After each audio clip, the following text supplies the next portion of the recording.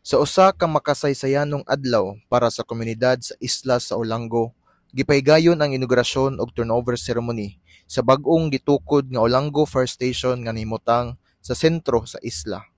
Ang seremonyas gipangluhan ni Fire Superintendent Tito P. Purgatorio, ang Lapu-Lapu City District Fire Marshal, kauban ni Fire Senior Inspector John Mark P. Babas, District Chief Admin ug ni SFO3 Cesario E. Siniza, ang acting fire marshal sa maong istasyon ug uban pang mga non-commissioned officers. Ang maong pormal nga seremonya gitambungan sa mga dagkong opisyal sa lokal ug nasudnong kagamhanan. Lakip na si Honorable Junard Ahong Chan, ang mayor sa Dakbayan sa Lapu-Lapu, ug si Congresswoman Honorable Cindy King Chan. Uban usab silang presensya mao ang mga representante gikan sa Philippine National Police, Department of Public Works and Highways, local government unit ug mga ahensya nga aktibo sa pagpasiugda sa kaluwasan ug kaayuhan sa katawhan. Sa iyang mensahe, gibugatan ni Mayor Ahong Chan ang kahayag nga dala sa proyekto nga usa ka ehemplo sa ilang tinud-anay nga paningkamot sa paghatod sa parehas nga serbisyo ug kalambuan nga anaa sa mainland ngadto sa isla.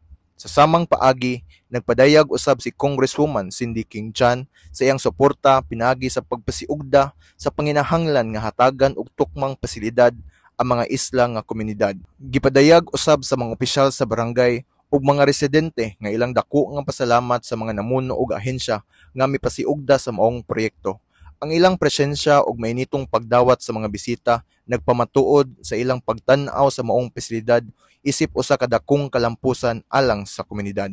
Ang Olango Fire Station gituohan nga magdala og dakong papel sa paghatag og paspas ug epektibong serbisyo sa mga emerhensiya, ilabi na sa mga kalayo ug kalamidad nga sagad makaapekto sa isla.